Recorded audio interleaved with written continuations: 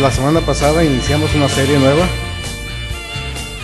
que había estado comentando con ustedes que debe de ayudarnos bastante, porque estamos viviendo un tiempo sumamente difícil. No sé ustedes, pero aquellos que nos estamos o tenemos el hábito de escuchar la radio, aquellos que tienen el hábito de leer periódicos o algunos artículos, algunas revistas, se van dando cuenta de una dificultad tan fuerte que estamos confrontando en el área espiritual. Y a mí me llama mucho la atención porque se está discurriendo la verdad. Hay una manera tan fácil de cómo el enemigo está tratando de esclavizar una vez más la fe del creyente. Ahí por el siglo XV aproximadamente hubo una etapa de oscurantismo tremendo, fuerte, porque a Satanás no le convenía en sus intereses que los humanos conocieran la verdad que les podía hacer libres. Y el día de hoy vuelve a desplegar con más fuerza que antes sus estrategias para seguir confundiendo a las personas. Ya Jesucristo nos decía antes de su partida que para los últimos tiempos habría un despliegue de muchas señales, milagros y prodigios, y que se iban a estar levantando falsas personas que decían estar ungidas por él y falsos representantes de Dios. Y esto fue lo que motivó en un principio el que nosotros estuviéramos lanzando la nueva serie llamada Vida y Obra de Jesús. En Lucas 1, versículo 1 al 4, vamos a recordar lo que estábamos analizando la semana pasada. Muchos han intentado hacer un relato de las cosas que se han cumplido entre nosotros, tal y como nos lo transmitieron los que desde el principio fueron testigos presenciales y servidores de la palabra. Por lo tanto, yo también, excelentísimo Teófilo, habiendo investigado todo esto con esmero desde su origen, he decidido escribírtelo ordenadamente para que llegues a tener una plena seguridad de lo que te enseñaron. Y yo hice algo hace bastante tiempo. En lugar de usar el nombre de Teófilo, le puse Felipe. Así como que Lucas me escribiera a mí esta carta, y me gustó, me agradó, porque entonces alguien se preocupó por mí para enterarme sobre la fe nueva que estaba viviendo en Cristo Jesús. Hemos concluido, según la historia eclesiástica, que fueron muchos los que desearon colgarse alguna clase de reputación que les permitiría aceptación, reconocimiento o un lugar de estimación en una experiencia que estaba envolviendo a las diferentes culturas. El Evangelio vino a revolucionar todos los países cercanos a Jerusalén, a Israel. Muchos deseaban convertirse en cristianos. Traía muchos privilegios en un principio, junto con la persecución. Tantos como judíos, romanos, griegos y muchos más abrazaron esta nueva esperanza que ofrecía la nueva fe. Imagine usted, ¿qué lugar ocupaban en el corazón de los hombres de buena voluntad personajes como Pedro, Juan, Mateo o algunos más de los 12 discípulos o apóstoles de Jesús? ¿Y qué lugar ocupaba Cristo Jesús en el corazón de muchas personas que habían sido beneficiados por él a través de salud, de libertad o estabilidad emocional? Es algo semejante a lo que pasa hoy en día. Cuando Jesucristo llega a nuestras vidas y nos ayuda, sentimos gratitud. Al menos yo tengo gratitud por la sanidad que hizo en mi vida hace cerca de 19 años, una sanidad cuando estaba a la muerte, y anteriormente ese cambio de vida que me permitió hacer. Siento una gratitud inmensa con Dios. No sé tú. Pero cuando alguien nos favorece, como que quedamos enganchados con aquella persona.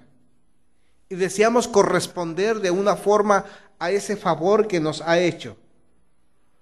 Recuerdo a una persona cercana a mi familia. Es una persona bondadosa. Y a la casa de él casi todos los días llega una persona a entregarle fruta. Más bien, ¿cómo son cubiertos, no? O dulces de calabaza o de camote enmielado. Todos los días, casi todos los días. Un promedio de 2 kilos, todos los días de plátanos enmielados, como agradecimiento por lo que aquella persona hizo una vez en beneficio de él y su familia. Y aunque él le dice, ¿sabes qué? A él le gustan mucho los camotes, le gustan mucho los plátanos, le gustan mucho las calabazas enmieladas. Ya no me traigas, no te molestes, mira, está bien. Él no para. Por años ha sido la forma de corresponder a un beneficio. En la vida de Jesús hubo personas que actuaron de esta misma forma. Ahí en Lucas 8, versículo 1 al 3, se nos habla de 3 personas que estaban sumamente agradecidas con Jesús, entre otras más. Se encontraba, dice el libro de los Hechos, María. Pero vamos a leer, ¿no? Lucas 8, versículo 1 al 3. Después de esto, Jesús estuvo recorriendo los pueblos y las aldeas, proclamando las buenas nuevas del reino de Dios. Lo acompañaban los 12, y también algunas mujeres que habían sido sanadas de espíritus malignos y de enfermedades. María, a la que llamaban Magdalena, y de la que habían salido 7 demonios. Juana, esposa de Cusa, el administrador de Herodes. Susana y muchas más que los ayudaban con sus propios recursos. Qué interesante está esto, ¿no? Estas mujeres habían sido beneficiadas por Jesús. Y la forma de corresponder al favor era servirle en sus necesidades. No únicamente a Jesús, sino que de cierta manera estuvieron respaldando el proyecto de Dios de la evangelización, de mostrarse a un pueblo que tenía necesidades de salir de los problemas de aflicción, de los problemas de salud y de tantos y tantos demonios que poseían la vida de tantas y tantas personas. De María, mucho se ha escuchado que era una prostituta, pero no hay referencias bíblicas para afirmar tal cosa. De Juana, la esposa de Chuza en algunas traducciones o de Cusa en otras, según la nueva versión internacional. Era la esposa del administrador de Herodes. Y preguntan entonces, si era el administrador de Herodes, ¿y te acuerdas quién era Herodes? Imagínate el potencial financiero de esta mujer y poner los recursos sobre su señor por agradecimiento a lo que había hecho con ella. Se habla de Susana y de muchas más que servían con sus bienes, que le ayudaban con sus propios recursos financieros y económicos. La verdad es de que hay muchas personas favorecidas gratamente, son generosas en retribuir el favor. Y esto es constante, falte o no, así como el señor de los camotes que te platicaba. Faltara o no, de cualesquiera, ahí está. Ahí están. Con estas acciones de estas mujeres agradecidas con Cristo Jesús y con Dios, estaba garantizado el avance del proyecto de evangelizar y de Jesús ir a la cruz. Con estas acciones y con los recursos económicos estaba garantizada la solidez. Pero vamos a los hechos también. Hechos capítulo 4, versículo 33 al 35. Pasó lo mismo con los apóstoles. A su vez, con su gran poder seguían dando testimonio de la resurrección de Jesús. La gracia de Dios se derramaba abundantemente sobre todos ellos, pues no había ninguna necesidad en la comunidad. Quienes poseían casas o terrenos los vendían llevaban el dinero de las ventas y lo entregaban a los apóstoles para que se distribuyera a cada uno según su necesidad. Está muy interesante y no perdamos de vista esto. Bienes económicos. Los dineros de las ventas de sus propiedades eran puestos literalmente al servicio de los apóstoles, puestos en sus propios pies. Y estos apóstoles hacían un buen uso de esos dineros. Fueron confiables porque le daban un uso honroso. Estaban ayudando a través de aquellos dineros, de aquellas finanzas, a las personas que tenían necesidad. Espero que con estos dos ejemplos podamos entender lo que Jesús afirma en Mateo 24:24. En los últimos tiempos, dijo, se levantarán falsos cristos.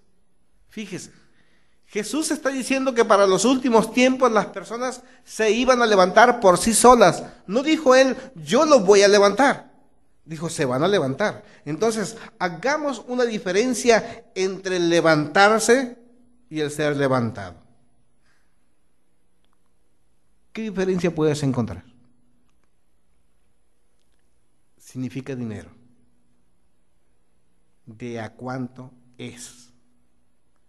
¿Qué ofreces? ¿A poco si usted le ofrecen un trabajo diferente al que tiene el día de hoy, no cuestiona cuánto le van a pagar? ¿Cuántas personas, reflexionemos por un poco, estaban observando las grandes cantidades de dinero que venían a la iglesia naciente? ¿Cuántos no desearon con un perverso corazón decir, a mí me interesaría mucho ser el tesorero de ese grupo para poder manejarlo y a lo mejor algo se me pega? O sea, hay diferencias entre ser levantado y levantarse. Aquí, los que fueron levantados por Cristo Jesús, que eran los 12, hacían un buen uso de los recursos económicos. Invertían para la causa de Cristo. Invertían para que el evangelio continuara su camino. Pero hubo unos ahí que deseaban ganancias deshonestas. Óyeme, entra una muy buena cantidad de dinero ahí. Déjame decirte esto. Todas las personas que llevan a cabo el proyecto de Dios tienen el respaldo de Dios. Escúchelo bien y lo repito. Los que llevan a cabo el proyecto de Dios tienen el respaldo de Dios. ¿Cuántas veces hemos escuchado de que Jesús no fue pobre? Porque luego hacen hasta una referencia. Acuérdense que únicamente las personas con grandes cantidades de dinero en sus bolsas podían comprarse una túnica como la de Jesús. No tenía una sola costura. Era hecha de una sola pieza. Solo aquellos que tenían potenciales fuertes económicos lo podían comprar o mandarla a hacer.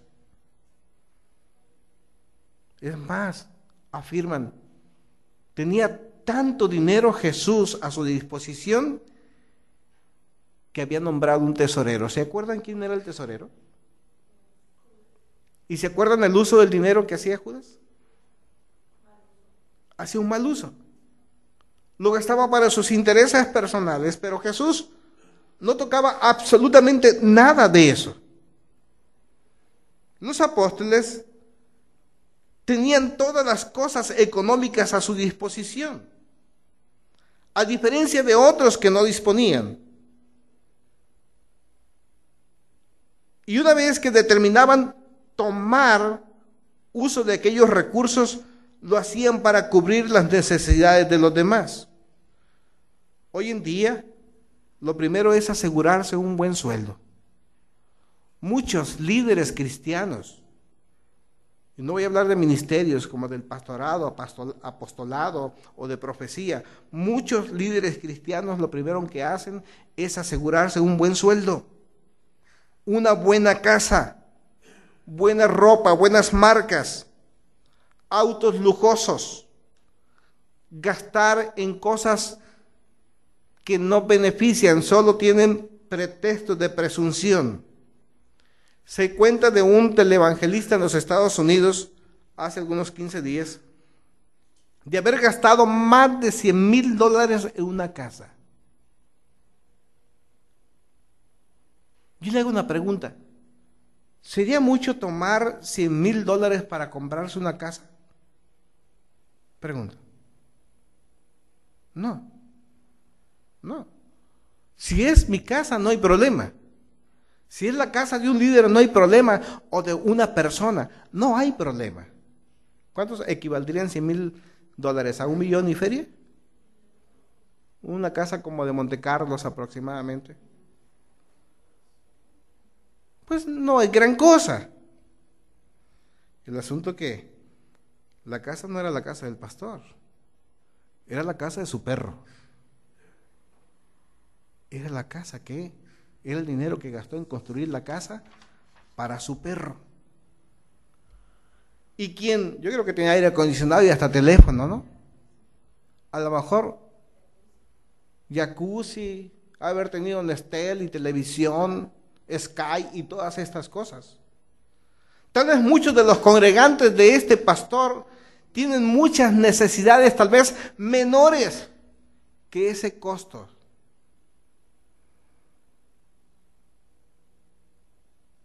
Quien saca a la luz esta información es su propia nieta. Dice, no solo gasta los $100,000 en el perro, en su nuevo automóvil deportivo, en su Rolex, en su vestir, en su jet privado. Hay gente que pudo describir que en el primer siglo del cristianismo la iglesia tenía un gran potencial económico y financiero como lo tiene el día de hoy, muy fuerte. Y veamos cómo con tristeza hay secuestros de líderes en la actualidad, cristianos.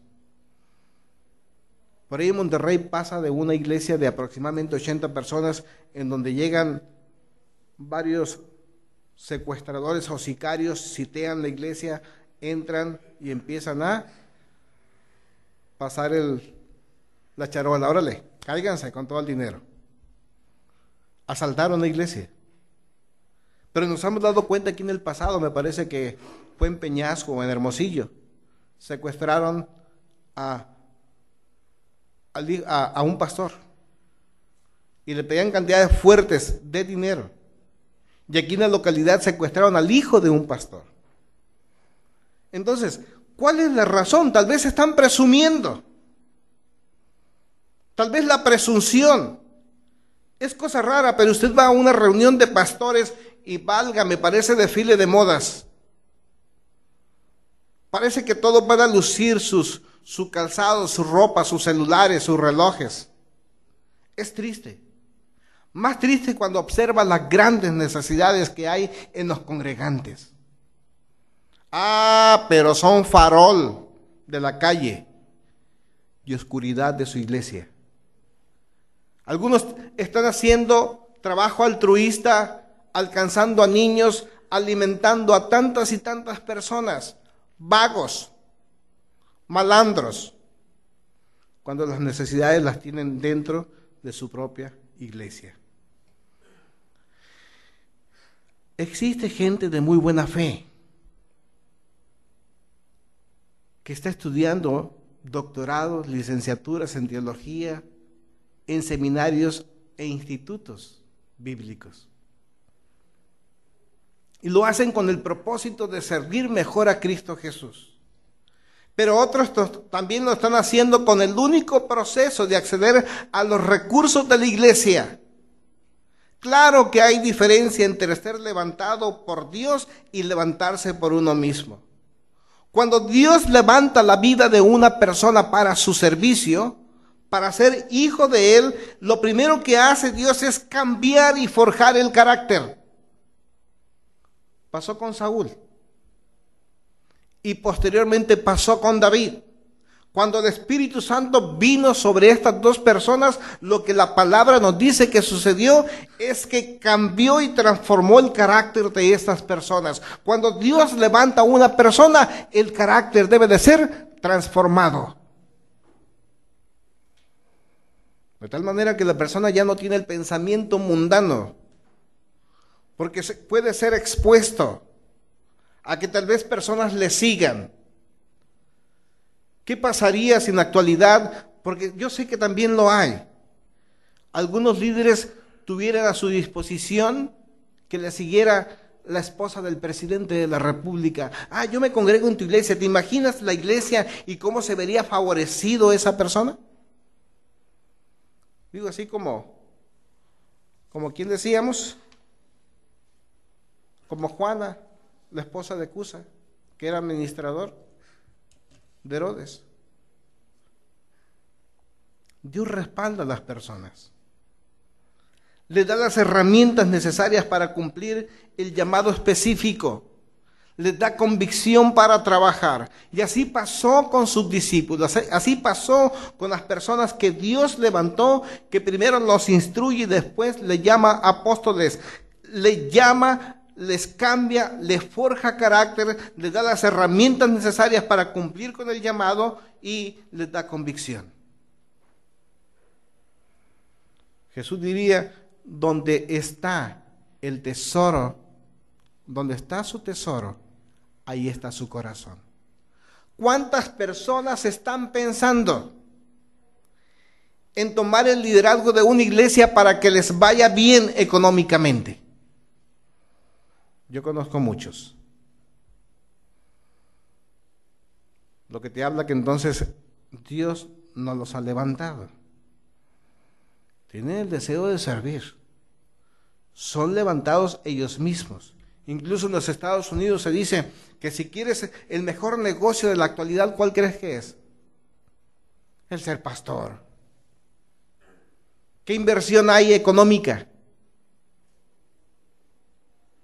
Con que tengas, como dice un dicho muy mexicano, con que tengas mucho perico, tengas mucha saliva, el pinol le va a hacer más. Si a esto lo aderezas con un poquito de conocimiento de la palabra sacada de contexto, imagínate. ¿Qué es lo que pasa cuando el hombre se levanta por sí solo? Empieza a buscar el respaldo, la aceptación. ¿Se da cuenta por qué ahora se dice, oye, dime dónde está un concilio para ir a pertenecer a ese concilio porque ocupo que me ayuden a levantar mi iglesia, ocupo que me ayuden para comprar los instrumentos de música, ocupo que me ayuden para construir un local, ocupo que me ayuden para que me garanticen un sueldo? Y los líderes están buscando respaldo antes que en Dios en algunas organizaciones sociales u organizaciones eclesiásticas. Lo segundo es que estas personas pasan por un proceso de dos cosas. Se mimetizan y se camuflajean. ¿Qué es eso? Tratan de parecerse verdaderamente como si fueran hijos de Dios. Van buscando la forma de cómo la gente diga, este es un verdadero hijo de Dios. ¿Cómo se logra? Bueno, ¿cuál es el concepto que las personas tenemos de alguien que es cristiano? A ver, vamos participando. ¿Cómo es su forma de vestir? ¿Mande? Sí, sobria. ¿Y qué más? Decente. Una camisa de manga larga, blanca con corbata, el pelo corto echado para atrás, tal vez un maletín, zapatos limpios, un pantalón más o menos, y ya la pasa que es cristiano. Y dices, este es de alguna religión. Y si es mujer, una minifalda, no digo una falda larga, un escote amplio, no, tampoco. Sin escote, cerrado un poco por acá, con un chongo acá en la cabeza, esta es cristiana. ¿No es cierto que es el concepto que tenemos? Y cara mustia. ¿Sí? A ver, haga cara de cristiano. como que no es cara de cristiano, como es cara de otra cosa, ¿no? Y ya con eso la pegaron. O sea, son personas, las personas que se levantan, empiezan a tratarse de parecerse a lo que ellos creen que es el testimonio de un verdadero creyente. Y lo primero que hacen es el vestido. Vean las sectas, ¿qué pasa? Si yo la conocí, yo lo conocí cómo vestía, inmediatamente a los 15 días que supuestamente se convirtió, ya diferente, aunque usaba minifalda, no se la bajó ni se quedó con ella, ahora usa hasta el tobillo. Empiezan a mimetizarse, porque ocupan camuflajearse, ocultar sus verdaderas intenciones, y de esta manera no me pueden descubrir. Cuando estoy delante de todos ustedes, mis labios lo único que dicen, el temor del Señor. Hola hermano, ¿cómo estás? Paz de Cristo, hermano. Dios te bendiga. Alá y el Señor te acompañe. Ah, no, ese no es otra cosa, ¿no? Se va dando cuenta cómo las personas empiezan a mimetizar, a camuflajearse.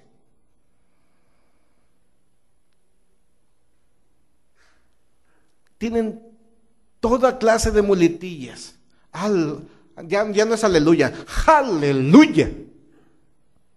Gloria a Dios. Amén, hermano. Muletillas para todo.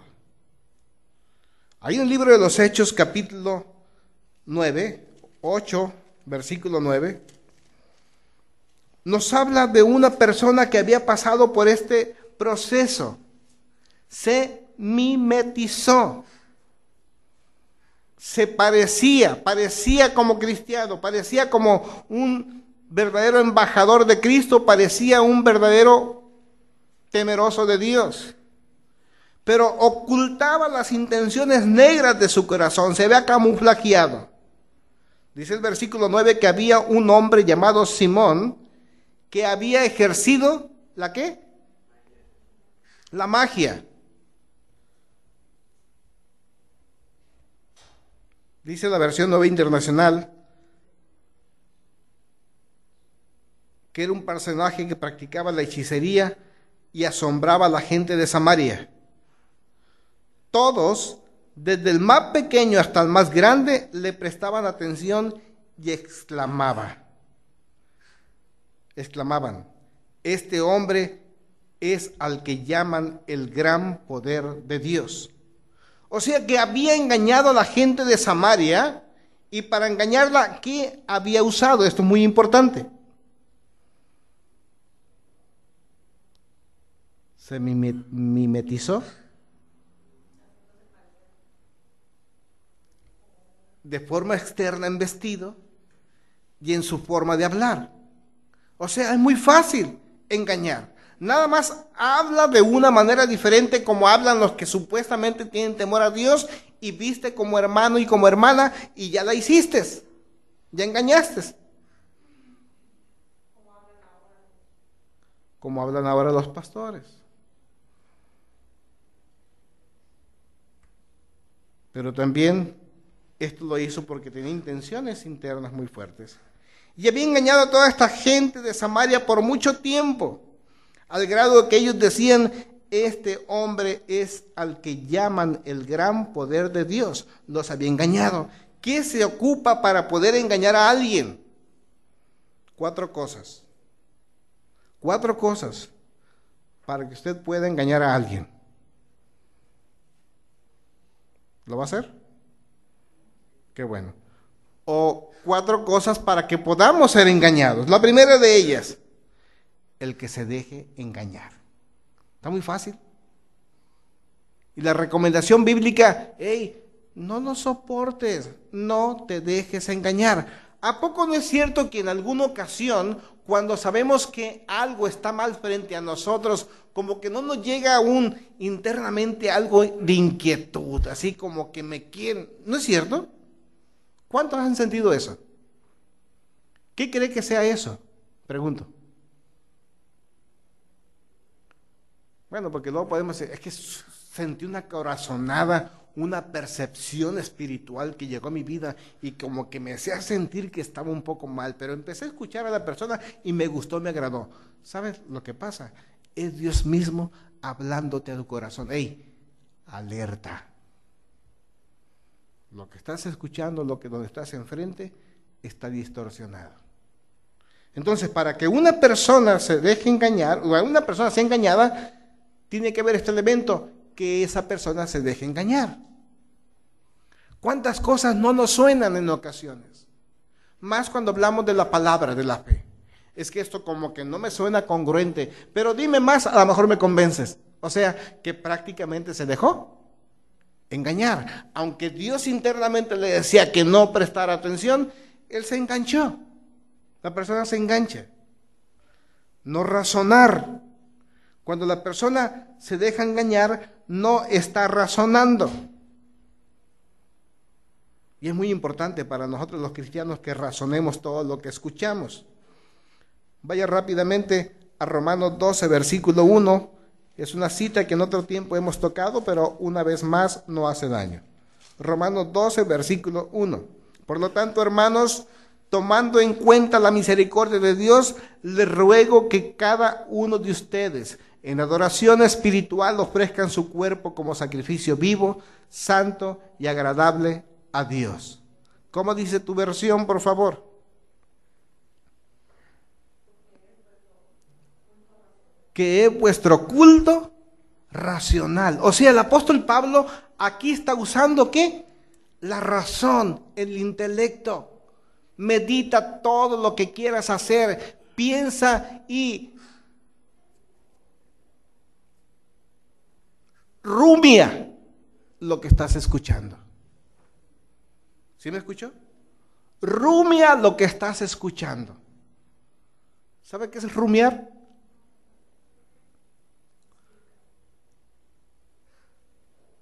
Es un privilegio únicamente de los rumiantes, de los animales que tienen 4 estómagos o 4 compartimentos en sus estómagos.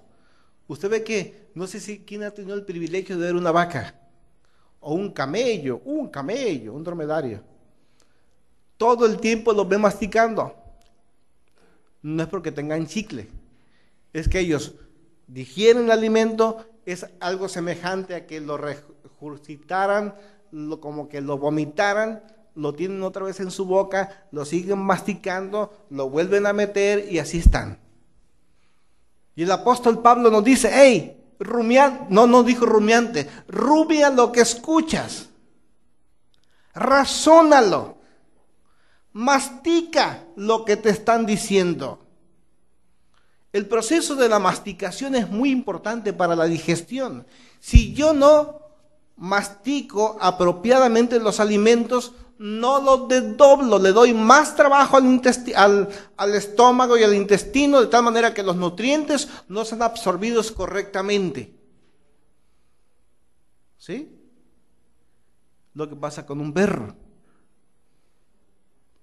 Los perros, si te das cuenta, muy poco mastican. Tragan.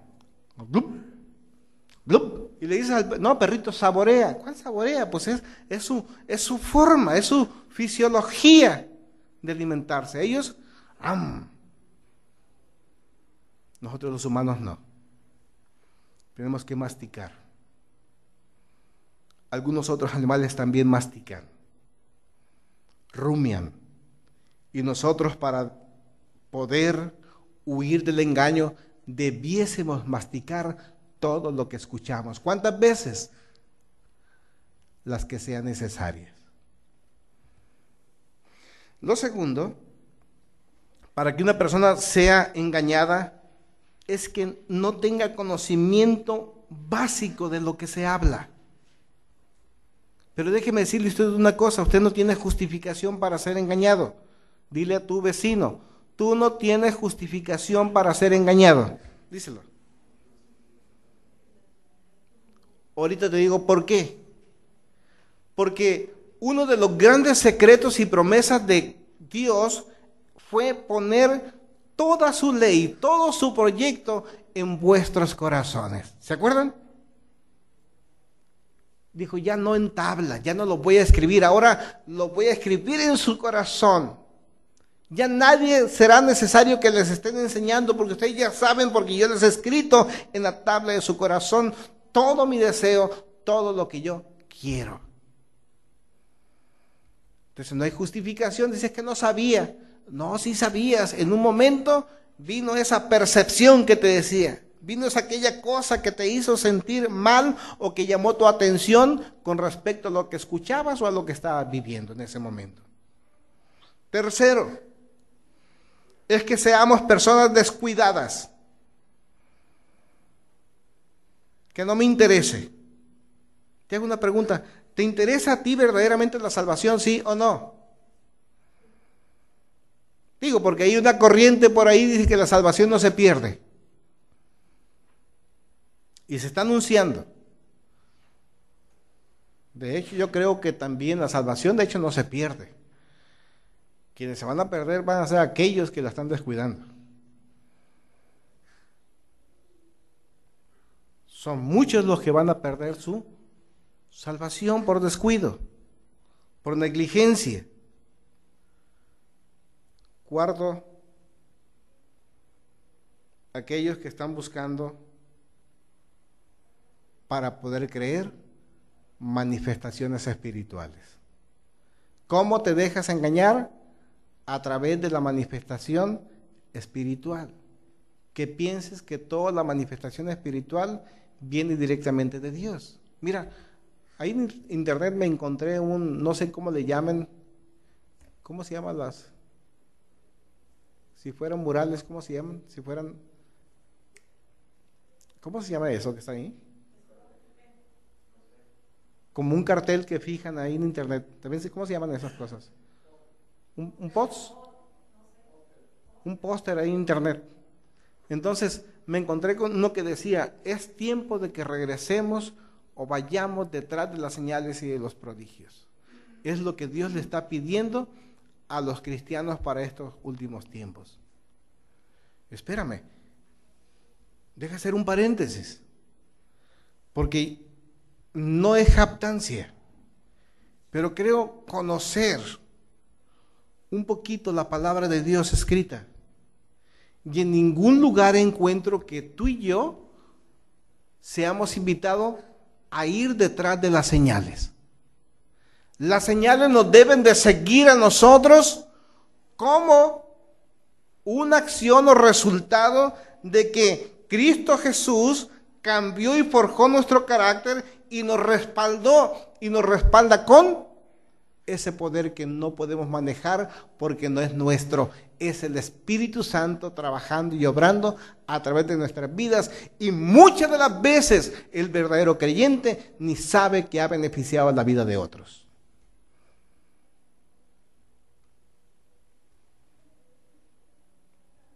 ¿Saben, la iglesia donde yo nací? Bueno, así se dice en el Evangelio, sé muy rigurista en cuanto al uso de los dones. Casi ni se cree en ellos. El de lenguas, no, chale. El de sanidades, no, hombre. Dicen que todos ya pasaron. Pero la primera vez que Dios me usó para ayudar a una persona, el Señor me tuvo que levantar y llevarme en dirección donde una persona estaba moribunda y aquella persona sanó después de una oración. Pero antes jamás nadie me dijo, el Señor te ha ungido con el espíritu de sanidad para que vayas a sanar. Simplemente hubo una necesidad y en la necesidad se actuó y la persona fue levantada. Porque el poder es ¿de quién? De Dios. Ni sabía hablar lenguas, y ya estoy hablando lenguas en un cerro, en un monte, antes de que este hecho se diera. Yo asustado, porque siempre me habían dicho que esto era satánico.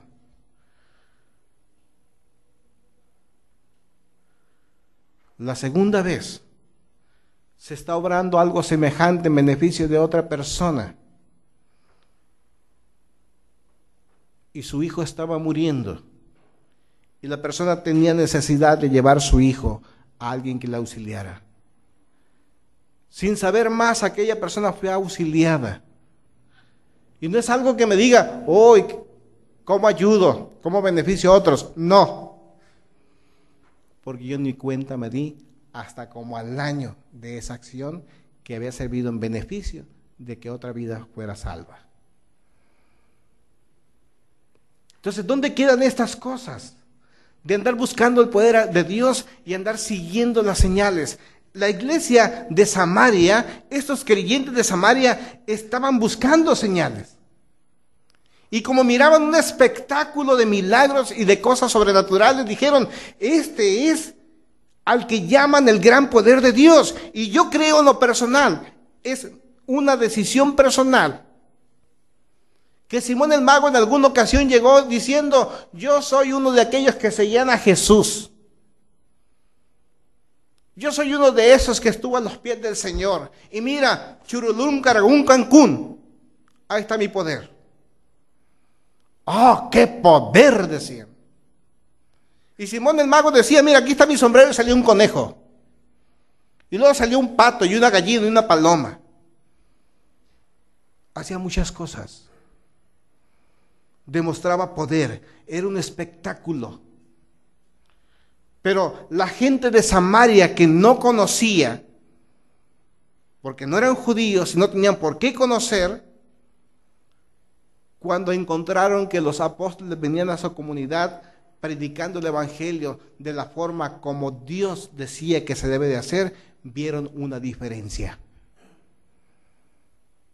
Y fue una diferencia tal que el mismo Simón el Mago dijo, ¿sabes qué? ¿Cuánto cuesta ese poder? Yo lo pago, porque esa comunidad había tenido gratitud con este brujo y tenía grandes cantidades de recursos económicos a su disposición. Y él dijo, yo pago, ¿cuánto cuesta? Que tu dinero perezca junto contigo, le dijo Pedro, porque has pensado que el don de Dios se obtiene con dinero. Y no paró ahí. Yo le tuve que seguir. Y son muchos líderes que piensan que el don de Dios es para generar dinero. La próxima semana vamos a continuar con la vida de los profetas y apóstoles. Esa nueva corriente que está inundando el mundo cristiano. Uno de ellos dicen, tú puedes pertenecer a mi cobertura espiritual, yo te voy a mandar información y estudios para que lo des en tu iglesia, pero a cambio de eso tienes que ser fiel. ¿A qué? ¿A qué crees que tiene que ser fiel?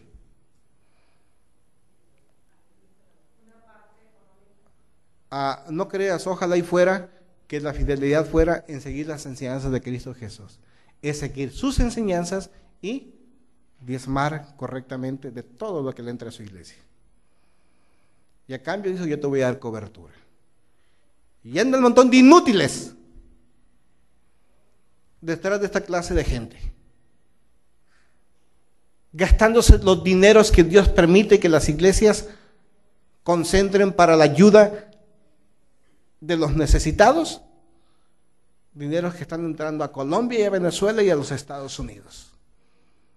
Porque es de allá donde viven ellos. Allá vienen esas corrientes.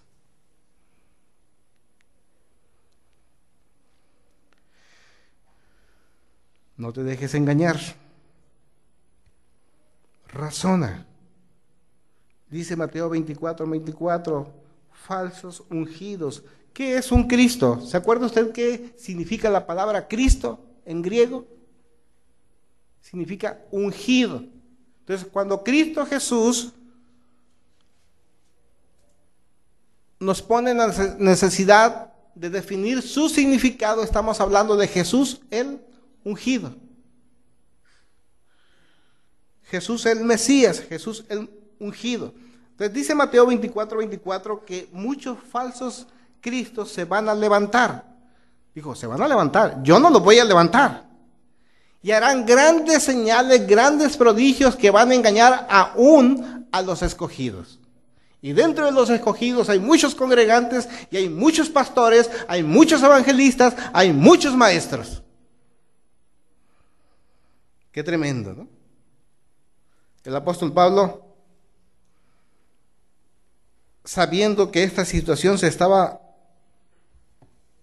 haciendo recurrente, dijo, también se van a levantar falsos profetas, 2 Corintios 11, versículo 13. Pero yo déjame te leo del 1 al 15 de 2 Corintios. Escúchame con atención, por favor. Ojalá me aguanten unas cuantas tonterías. Sí, aguántenmelas. El celo que siento por ustedes proviene de Dios, pues los tengo prometidos a un solo esposo, que es Cristo, para presentárselos como una virgen pura. Pero me temo que, así como la serpiente con su astucia engañó a Eva, los pensamientos de ustedes se han desviado de un compromiso puro y sincero con Cristo. Si alguien llega a ustedes predicando a un Jesús diferente del que le hemos predicado nosotros, o si reciben un espíritu o en un evangelio diferente de los que ya recibieron, a ese lo aguantan con facilidad. Fíjese lo que dice Pablo. El mundo del cristianismo está tan corrompido que si vienen un payaso espiritual a hablarle de tantas cosas, lo aceptan. Pero si viene alguien verdaderamente en el nombre de Dios a tratar de forjar carácter, cambiar carácter, hablar de arrepentimiento, hablar de pureza y de santidad, a ese desechan. Pero considero que en nada soy inferior a esos superapóstoles.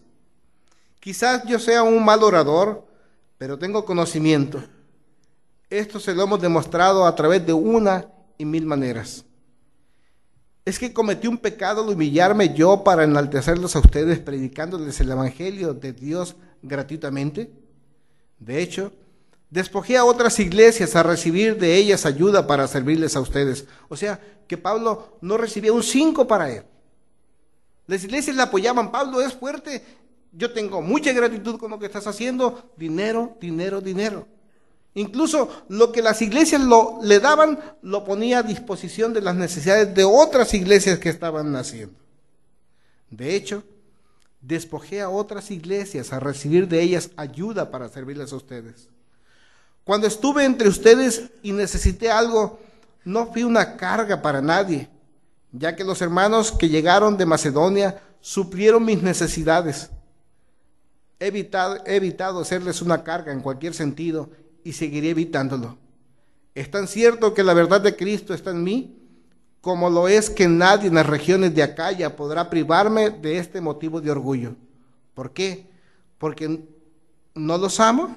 Dios sabe que sí, pero seguiré haciendo lo que hago a fin de quitar todo pretexto a aquellos que, buscando una oportunidad para hacerse iguales a nosotros, se jactan de lo que hacen. Tales individuos son falsos apóstolos, obreros estafadores que se disfrazan de apóstoles de Cristo. Y no es de extrañar, ya que Satanás mismo se disfraza de ángel de luz. Por eso no es de sorprenderse que sus servidores se disfrazan de servidores de justicia. Su fin corresponderá con lo que merecen sus acciones. ¿Sabes una cosa? Y con jactancia también lo digo como Pablo. Qué bueno que nosotros no hemos estado viviendo de ustedes. Y seguiré viviendo del fruto de mi esfuerzo, de mi trabajo. Aunque nos quedemos como estamos el día de hoy, o Dios permita que podamos crecer, lo seguiré haciendo. Nadie puede reclamarme absolutamente nada. Aunque personas que me conocieron en el pasado, cuando se dieron cuenta que nos abríamos al trabajo, dijeron, ya vemos a dónde vas. ¿Cuánta gente en la actualidad me sigue preguntando, oyes, que tienes una iglesia, tienes una congregación, ya no trabajas, ¿verdad? Oh, qué tristeza para ti. Sigo trabajando y lo seguiré haciendo. Pero estas personas, lo único que han visto es el potencial económico de resultado de la gratitud que ustedes pueden tener o que el verdadero creyente tiene. Cuando el verdadero creyente tiene gratitud con Dios, tiene liberalidad, suelta, se despoja del dinero, se despoja de sus bienes para poder servir a la causa. Y le doy gracias a ustedes de que en palabra, en acción, todo lo que hemos conseguido es gracias a la gratitud que tienen. Pero sigamos hablando un poquito más de los falsos ungidos y falsos profetas y falsos apóstoles. Mira, hay una corriente nueva en la comunidad donde se está hablando mucho de que Dios se está levantando para estos tiempos una nueva visión, una unción fresca, dicen ellos, que tiene que reformar la iglesia del presente y se está manifestando mucha actividad espiritual. Pero vamos a la historia para que sepamos que esto no es nuevo en realidad. En el año 157, después de Cristo Jesús, en la provincia romana de Frigia, ahí en Asia Menor, entre Israel e Italia, donde se encontraban las iglesias apocalípticas, la Odisea y todas esas iglesias. Un cristiano profesante llamado Montano sintió que estaba siendo rechazado por el cuerpo cristiano. Y algunos escritores dicen que se fue a refugiar a las montañas de esta región de Asia Menor. Y por ahí tuvo un encuentro con Cristo Jesús. El Espíritu Santo vino a tomarlo, lo vino a ungir, dice él. Por alguna razón es lo que pasa con muchos de estos predicadores nuevos. ¿Quién recuerda a Ronnie Hugar, el cantinero del Espíritu Santo? Él estaba en el África, con un trabajo de muchos años, donde la iglesia no crecía. Y reta a Dios y le dice, si no bajas tú aquí a tocarme, yo voy a subir al cielo y te voy a tocar a ti.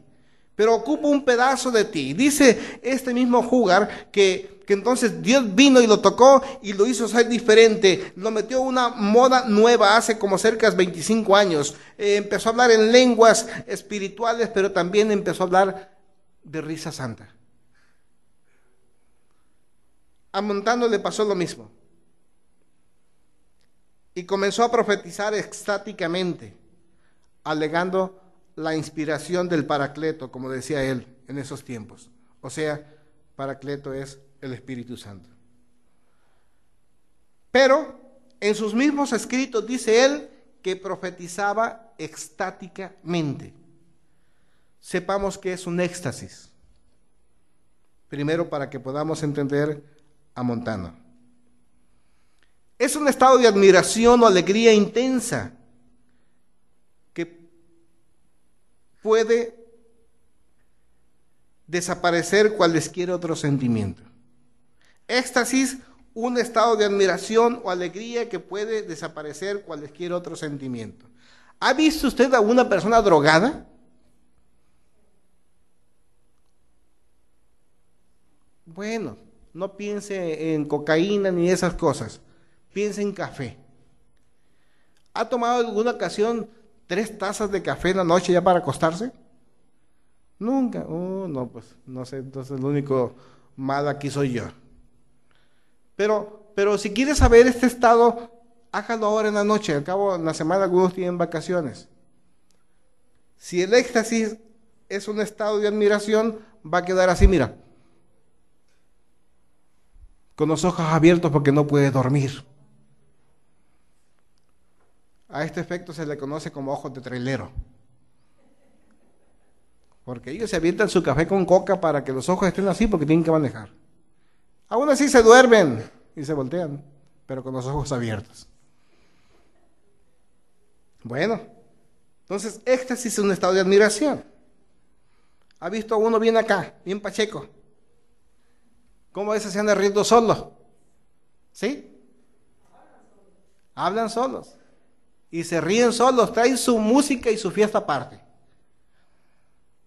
Bueno, en teología es un estado del alma que se siente transportada fuera del mundo sensible. Una persona que está en éxtasis se siente transportada fuera del mundo sensible. ¿Qué es lo que puede provocar estos grados de éxtasis en las personas? Es muy interesante. Algunos medicamentos Por eso es que está prohibido ya los antigripales que sean vendidos como antes se hacía sin receta médica, porque hay quienes se toman, les doy ideas, hasta 4 o 5 cápsulas y al rato ya andaban bien pachecos. Esa es la razón.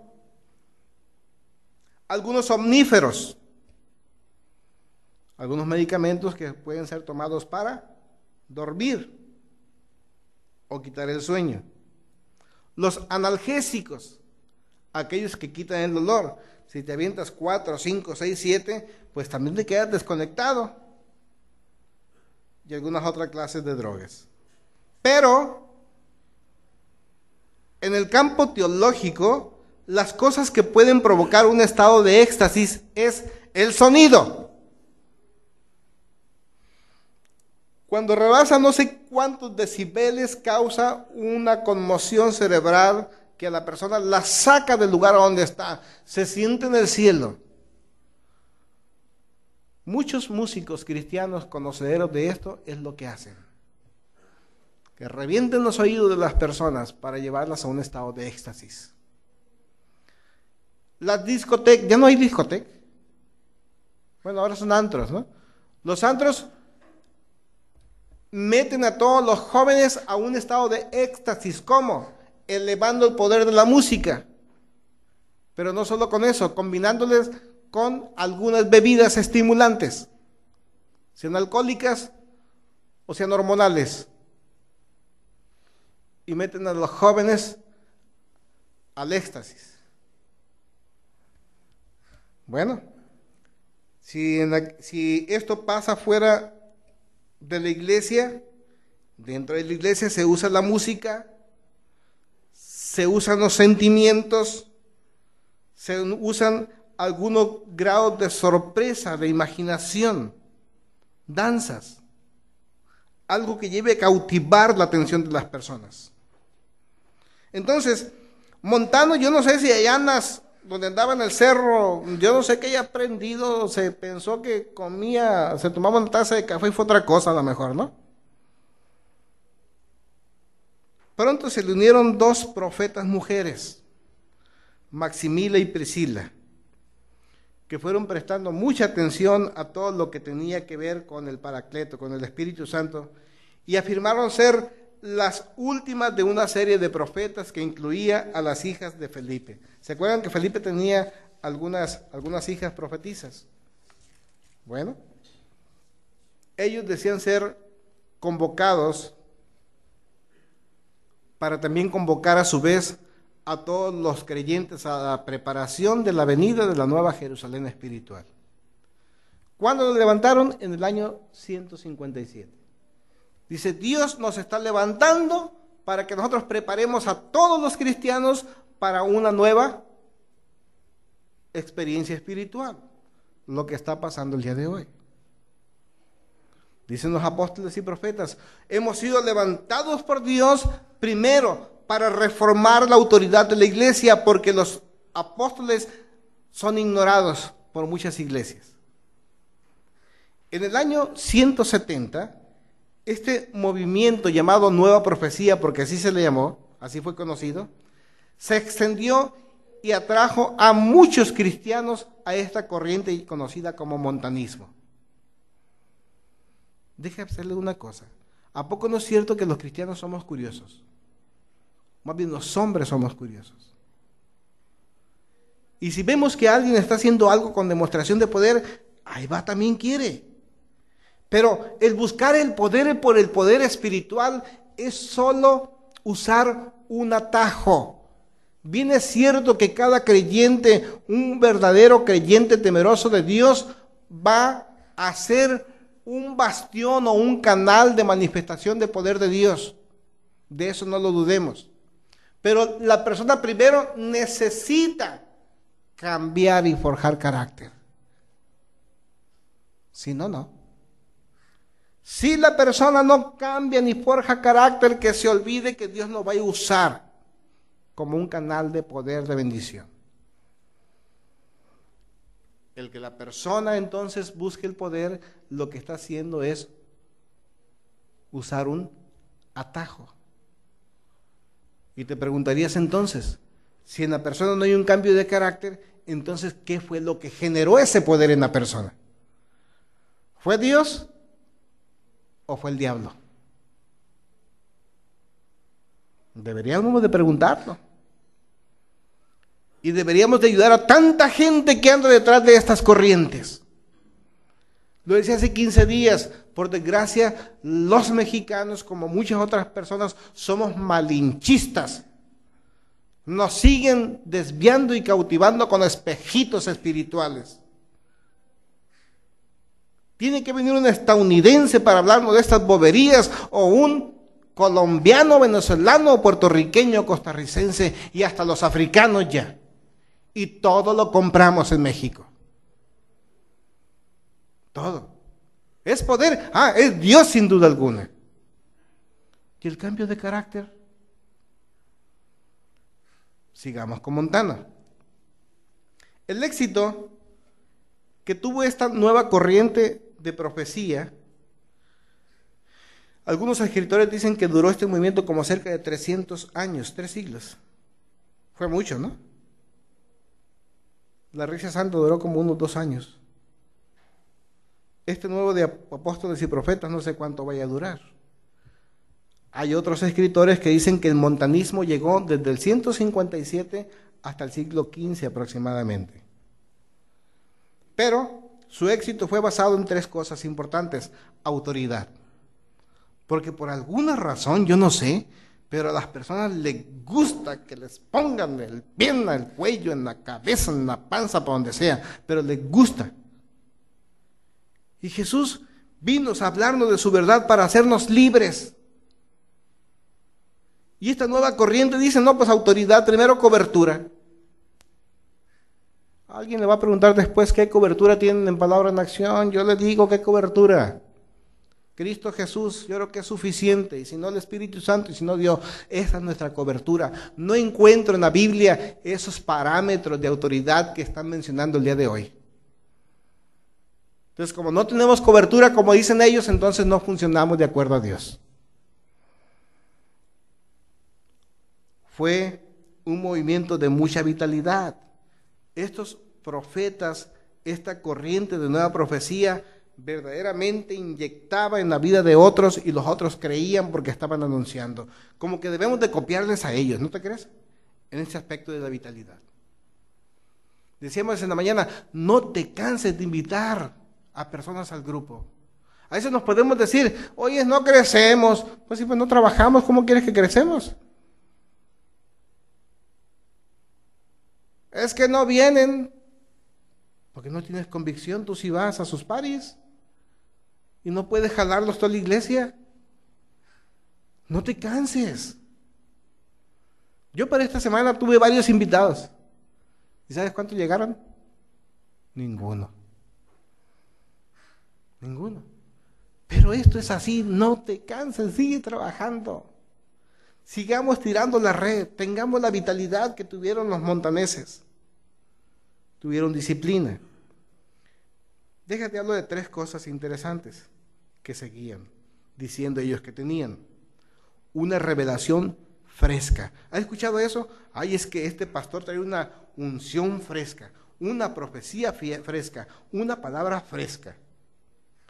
Porque afirmaban tener revelaciones directamente de Dios, pero todas estaban precedidas de éxtasis. Dice Tertuliano que en realidad era un trance. ¿A qué te suena la palabra trance? A ver, ¿cómo lo he escuchado?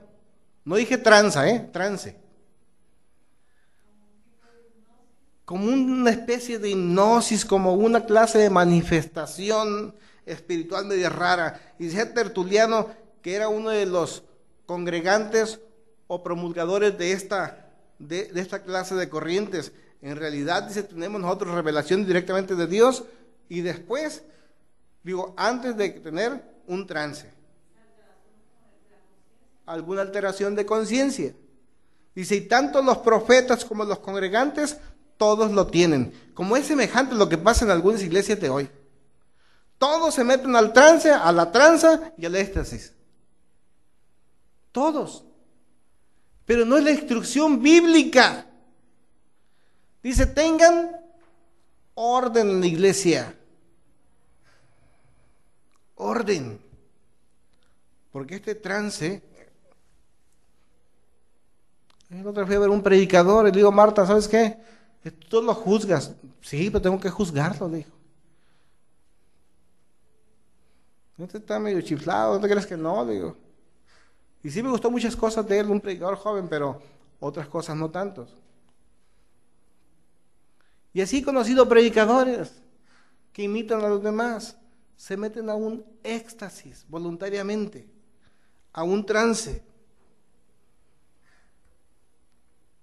Hacían mucho énfasis en que estaban siendo renovados en santidad como se hace el día de hoy, sometidos a mucho ayuno como se hace el día de hoy, en mucho trabajo con matrimonios como se hace el día de hoy, pero el ascetismo, que es la negación del poder económico, eso no lo hacen. Y habla mucho también de la sanidad espiritual. Tertuliano dijo de sí mismo, de su movimiento,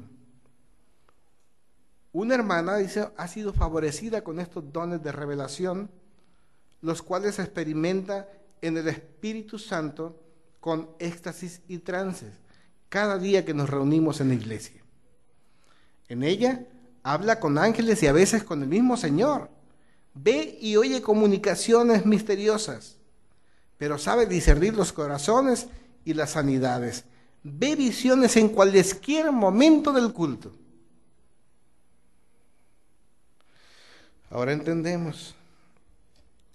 En el año 192, Serapión, que fue un obispo de Antioquía, del verdadero cristianismo, declaró a esta corriente de la nueva profecía de abominable. Los montaneses entonces fueron expulsados del cristianismo por lo siguiente. 5 cosas por las cuales fueron expulsados. La primera de ellas es por el éxtasis anormal. Montano profetizaba con frenesí, decían. O sea, estaba rabioso, furioso y violento. Dile alguna pregunta. Cuando escuchas la palabra rabioso, ¿qué viene a tu mente? Mande. Un perro, ¿qué más? ¿Qué más? Shakira. Ah, ¿qué más?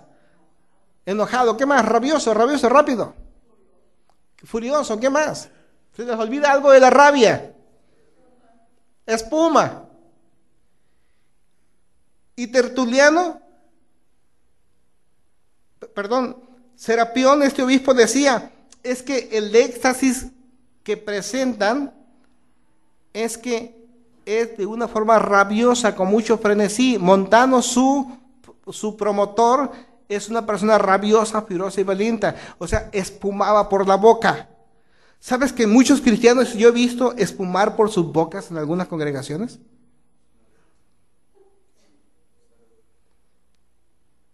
No involucraban la mente racional de acuerdo a la tradición, porque Pablo le dijo a los romanos, hey, en el culto a Dios, hagan un espectáculo de la razón, de la inteligencia. Sepan ordenar las cosas. Por eso les ruego, hermanos, dijo, que presentéis sus cuerpos como sacrificio vivo, porque ese es vuestro culto racional. El verdadero creyente es un espectáculo de inteligencia, de razón. Y así debe de ser el culto también. En 2 de Pedro, capítulo 1, versículo 20, nos habla que ninguna profecía de la Escritura es de interpretación privada, sino que se debe de juzgar. Todo lo que nosotros se nos diga, todo lo que nosotros escuchemos, tenemos que juzgarlo. ¿Y cómo lo juzgamos? ¿A través de quién? De las Escrituras. Todo lo tenemos que juzgar. Entonces, cuando yo veo ese póster que dice en internet, vayamos detrás de las señales y de los milagros. Espérame, yo tengo que juzgar eso por más bonito que sea. Es que no te imaginas cuántos pastores se van a enrolar en ese movimiento, me dijo alguien el sábado. No, ya sé. ¿Qué clase de pastores? Aquellos que se están dejando engañar. Aquellos que no tienen conocimiento siquiera básico de lo que la Biblia habla, ni lo básico del proyecto de Dios. Es una tristeza patética.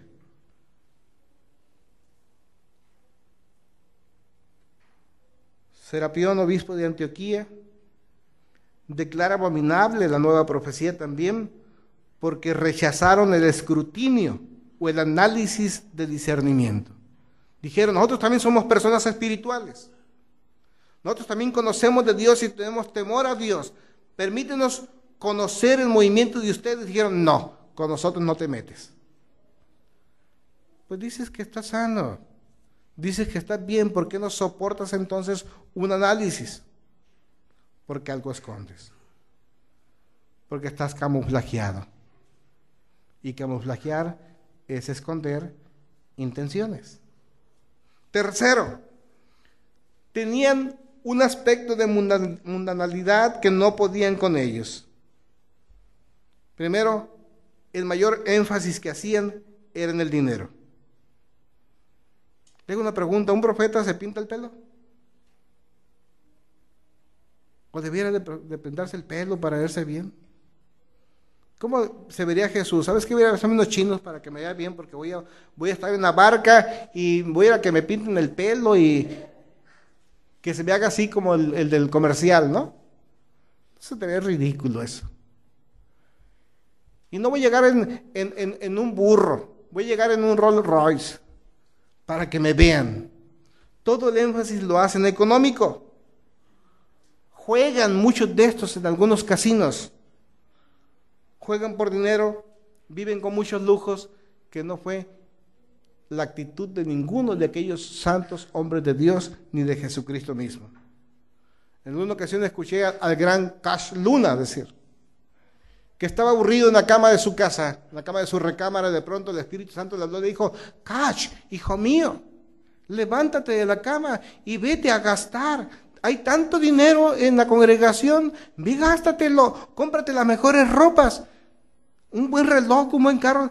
No, señor. Sí, entonces lo convenció el Espíritu Santo y se sale a hacer miles de compras de miles de dólares. ¿Crees tú que eso es verdaderamente lo que Dios buscaría de nosotros? No, cuarto, una revelación fuera de la Escritura. En la actualidad se estima más la nueva profecía que la Escritura misma. Estas personas están hablando y diciendo, es que el profeta dijo. ¿Qué es lo que dicen los profetas del día de hoy?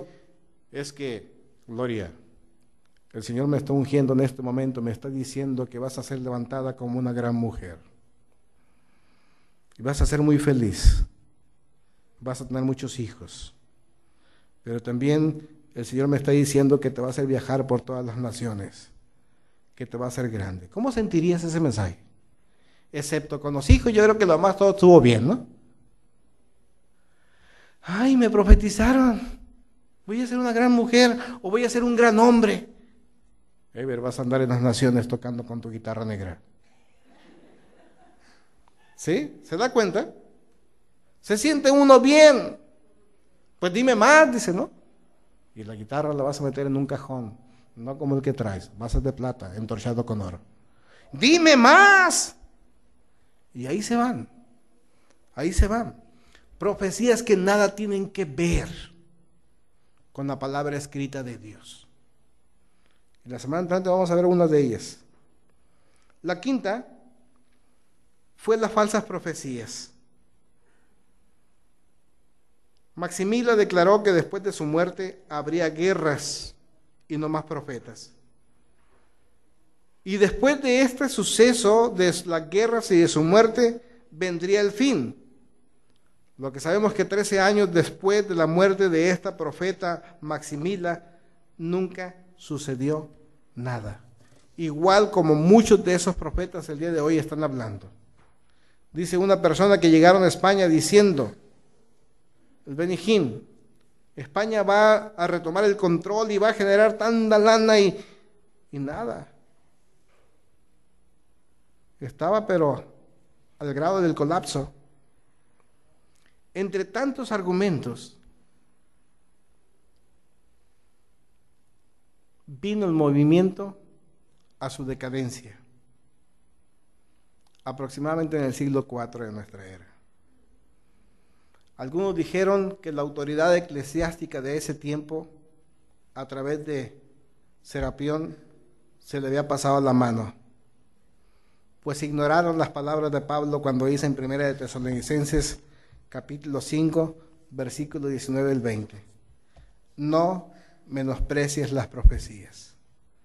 Y la verdad es que no tenemos que despreciar las profecías. Pero ¿cuáles profecías? Las profecías escritas en esta Biblia, en esta palabra.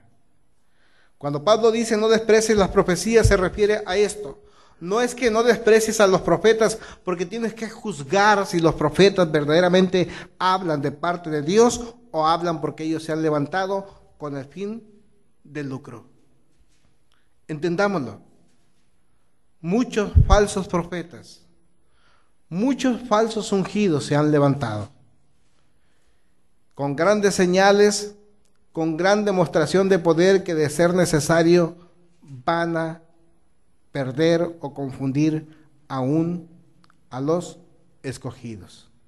No te dejes engañar. Por eso nos urge que abramos más nuestros labios para afectar positivamente a tantas y tantas personas. No cierres tus labios, invítalos a las reuniones. Invítalos a esta serie. Yo creo que Dios nos ha dado una oportunidad para que abramos un margen de tiempo, una semana, y sigamos probando para ver cuántos pueden escuchar esto que yo creo en lo personal les puede beneficiar. Porque detrás de esto está la salvación eterna. No es que la pasemos bien en esa tierra de estos años. ¿Qué va a pasar con nosotros después de nuestra muerte? Preguntas, por favor.